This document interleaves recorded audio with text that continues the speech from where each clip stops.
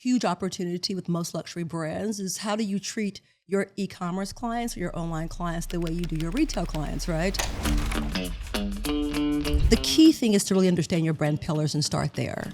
You know, we walk through the run of show probably about 70 times before an event. If there's 700 people on the guest list, I'm gonna go through all 700 names. And I get a screaming phone call in the middle and they were about to go on air and I'm running down Beverly Hills barefoot. Oh my God. But I've learned lessons. Yeah. If there's one clear message that every guest needs to know when they leave this event, what is that message, right? Hello everybody and welcome to the Marketers Debrief podcast from Journey Further. My name is Billy and today it's very special. We are coming to you live from New York City and I'm joined in the studio by CMO of TOD's Group Americas, Stacie Henderson. Stacie, hello and welcome to the podcast. Hello, Billy. Thank you so much for having me. You are more than welcome. So we are coming fresh from a wonderful Fuck the Formula event that we held here in New York. Yes. You were one of our expert panelists. Firstly, did you enjoy yourself this morning? Oh, it was so great. I loved it. The energy in the room was fantastic, and my other peer panelist group were fantastic. So yes. I loved it too. So did everybody. Across the morning, we covered so many amazing things, but mainly it was revolving around how effective brand storytelling can really help drive brand advocacy, which then in turn can lead to greater performance. Yes.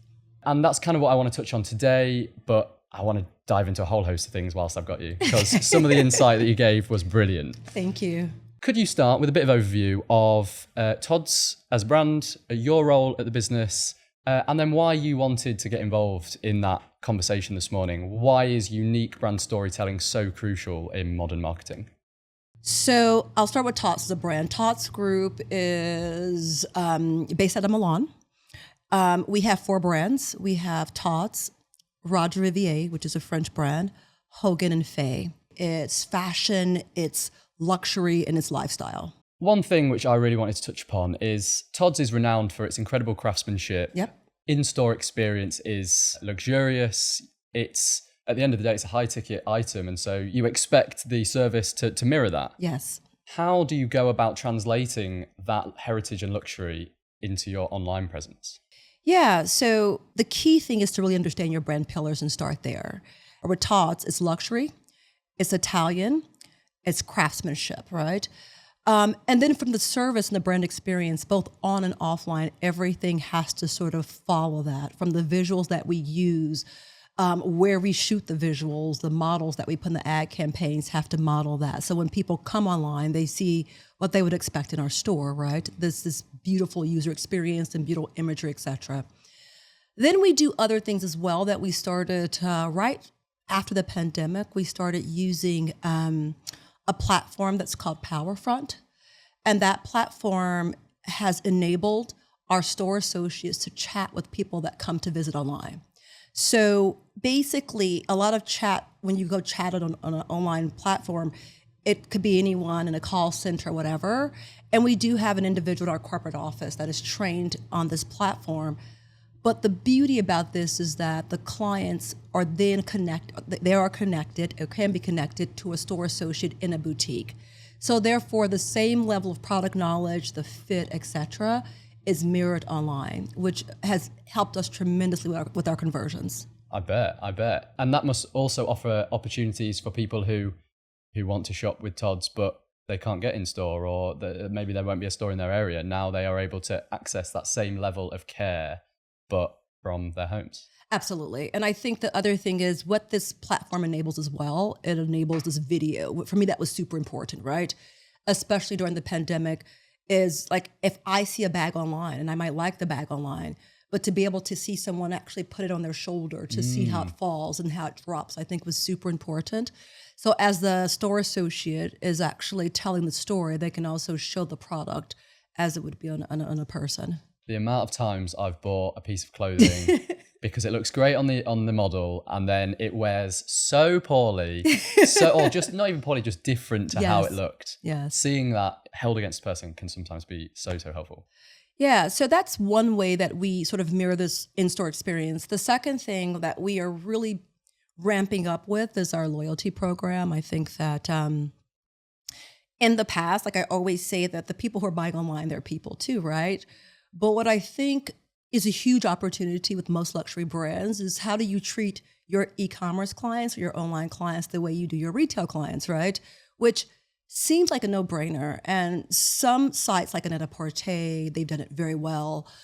So what we are starting to do, obviously, is to reach out to the clients with our gifting and our CRM things and providing them the gifts for promotional periods or when we launch something, as we do in our stores. We've done it in our stores for years. Every luxury brand will do it. But now we're extending that to our online clients as well. In addition to that, we're also looking to bring them and invite them to events, because it was always like, okay, we have this huge Madison store opening. Let's look at our top VICs for Madison. But what most brands, and I think the opportunity here is, but also who are your top e-commerce clients that live in the New York area? And how do you also bring them into the fold as well? How valuable has that been? Has that drove? Yeah, so we just, it was literally, it's fresh. It's like 2 weeks ago that we started this. There was a debate internally on what we should gift. And after we got over that 3 or 4 week debate, I lost, my team won. So they gifted an item, and the amount of people that called back to either thank us and or to purchase afterwards, it far exceeded our expectations for this, especially my expectations, because again, when I saw the gift, I'm like, I guess sometimes I'm just a little too jaded. I'm like, okay, that's going to be okay. But in fact, our clients, it was well received by our clients. They really enjoyed it. And it not only helped from thank you, I'm glad you sent this gift, but also it helped from a transaction point of view. You mentioned just then about events. Yes. And I was looking at your website, looking at the TOD socials, and it's clear that high profile, incredibly glamorous events must be quite a big part of your marketing strategy. And you touched upon the Madison Avenue flagship store. Yes. I saw the store opening. There was celebs there like Uma Thurman, Adrian Brody. Talk us through why TODs as a brand feel like those incredible in-person moments are so valuable, and what do you get from them? They are extremely valuable. For us in our marketing mix, it's super important. One, because there's nothing like bringing people together to celebrate or to launch something and having that social component, right? That you just cannot get away from that and the value of that. To have them come and experience your brand, for a lot of our brand ambassadors to actually wear the brand sometimes for the first time. The one that you're talking about is the one that we did at our Madison Avenue store. Uma Thurman hosted it for us, which was fantastic. She was lovely. Oh, no. And Adrian Brody, who I'm a huge fan of Adrian Brody. And just to see those two together coming into the store to celebrate the store opening with us, working with the artisan, because as I mentioned, artisan and craftsmanship is super important. So to see those huge personalities come in and sort of to combine them with a DNA of the brand is super important. On top of that is the content that we receive from that, right? What is the kind of content that we can create so you don't have a one-hit wonder, or as I say, a one-night stand, right? You wanna go beyond that, because in the past, I think events were, you have a great event, you'll get a nice press hit a couple days later, and then the next event, the next event, the next event. But now I think we're able to not only provide this beautiful experience, and people are like, oh my God, TODs, their eyes light up when they walk in the room and they see the amazing guest and the product, but then you're able to just make sure that, that gets extended by the content that we create and that we put on our platforms. Additionally, it's the content that, Uma Thurman puts on her platform, and to her, over 1 million followers, and then Adrian Brody and his over 1 million followers.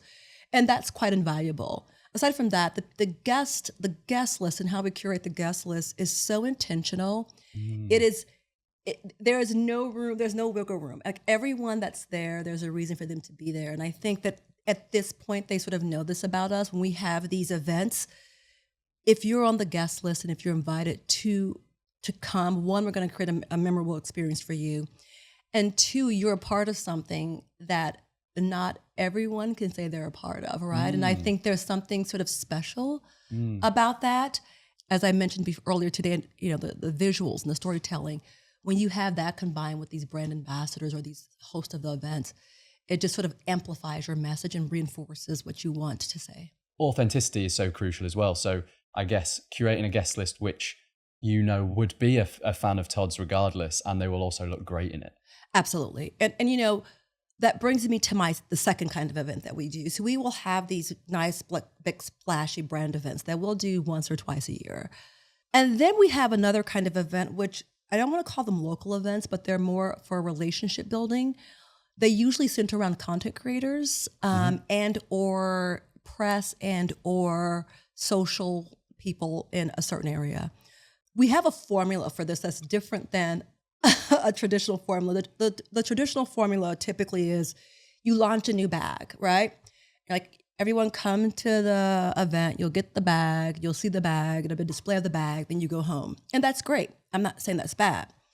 What we started to do, I think about a year ago, because we still want people to come into the store, even though I'm responsible for e-commerce, but of course, for me driving people to the stores, the CMO, that's an important element. And for people to see our stores, and for these socials and content creators to actually visit the stores, what we decide to do is we keep it sort of open-ended now. So if we have like a dinner or a luncheon or something, and we have 30 content creators or press or whatever, instead of like saying, come to our event, come to our dinner, and you have something there at your table, your seat waiting for you, we will send them to the store and we will let them choose depending on what we're launching. So last fall, it was about loafers, right? And so for them, it was the first time we tried this. We're like, okay, let's have them go pick out whatever kind of loafer they want, right? They go to the store, and it's not easy to coordinate because it's 30 to 50 people, but we gift them the loafers. The beauty is that we get content from that, from them actually going to the store, picking out the loafer, So they did that. Then the second piece of it is, of course, is the evening or day of the event, when it's the actual event, when everybody's together, they're hopefully wearing their loafers to the event. And then so we get content from that as well. So this is actually, it usually is a 3 to 4 week thing of extending the amount of content that's coming in from these highly social and or highly visible content creators, which is working well for us. There's so much happening, especially in New York and LA. I don't want people to feel like, ho hum, I'm just coming to another event. I want them to really understand why they're there, and for them to know that we are really going out of our way to make them a part of our La Famiglia, let's say the Italian family. We've been so deliberate about who we invite, and we've been so deliberate about the experience and matching that experience to the brand's DNA, or we want to communicate, and making them feel special, that now it's not a pay for play, it's not a one-way street, but it's a constant conversation with us and some of these key opinion leaders. For anyone watching this, any brand businesses watching this, and they are wanting to do more experiential events, big and small, what would you say is one thing to really lean into and one thing to try and avoid? I think... Got any juicy stories of any sort of... Any horror moments? Oh, there are lots of horror moments, believe you me. I think the one thing to lean into is just know why you're doing the event. That's, I think, the most important thing, right? Because I think where brands go it becomes like a little weird is when you don't really know why you're doing it. You just think you want to have an event for the sake of doing an event, or just for the sake of people like putting something on social media. I think when I'm with my team and we're together in a room, I'm like, okay, guys, we're going to do this event.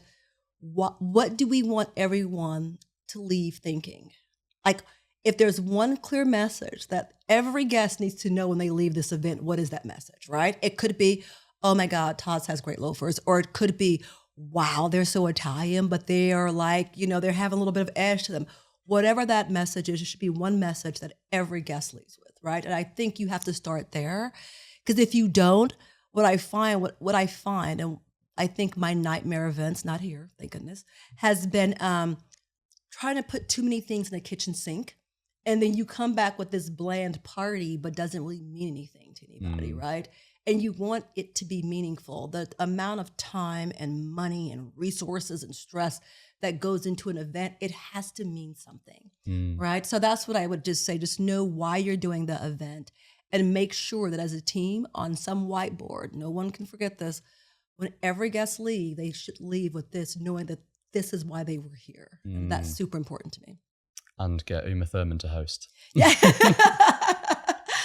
nightmares, God, oh gosh. So there's been, I can say I've had so many nightmare events or so many things that I just totally made mistakes on. Once I was convinced that I was at another brand, I won't say the name, but I was convinced that it wasn't raining or it wasn't snowing and it was in the middle of winter.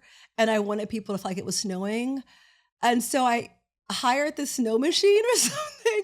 And it was so bizarre because I'll tell you why it was so bizarre, because it was still hot outside. So I felt like it was raining on people. It was a complete disaster. And I think the whole point was I didn't really have the budget to do what I really wanted to do because it could have been beautiful, but instead it was just a hot mess. So my whole thing is when you do these events, whatever you want to do, make sure that whatever you're thinking about in your mind, the concept, that you have the resources and the budget to do it. Because if not, it just becomes very messy very quickly, right? That's one thing. The other thing for all events, when I see that things are not going well or as planned, is because of the lack of resources.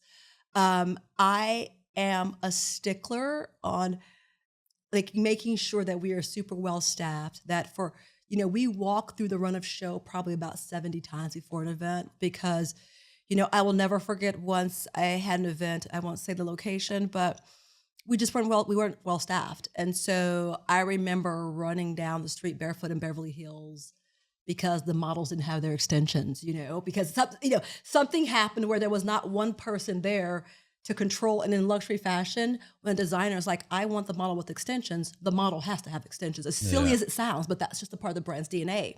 So I remember that this was happening while I was doing something else, and the person that was supposed to oversee that decided not to. And I get a screaming phone call in the middle, and they were about to go on air, and I'm running down Beverly Hills barefoot. Oh my God. But I've learned lessons. Yep. That you can run barefoot. You can run barefoot in Beverly Hills, and that was actually kind of crazy because it was a crazy day. But that's what happens, and you live and you learn and you keep it moving. And the last thing I'll say, the guest list is key. If there's 700 people on the guest list, I'm going to go through all 700 names. Well, I look forward to my invite in the post. Final question, Stacie.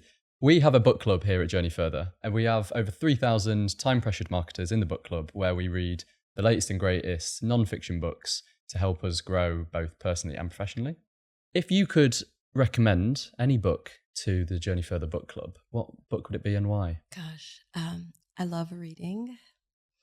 My book is not a new one. It's a book that I actually gave to my CEO. So when I met him, which was probably about a little over 15 years ago, there's a book that I just finished reading called How to Become CEO. He won. He's CEO, I'm not. But the reason why I like this book is because it really is just about your approach on how you work with the company and how people see you, and so many common sense things in there, but it's such of a good way to approach work in a way that I think could be useful for people's careers. I like it also because you can read it in probably a day. Perfect. My kind of book. Stacie, thank you so much for today's podcast. Thank you so much. Thank you so much, Billy, for having me.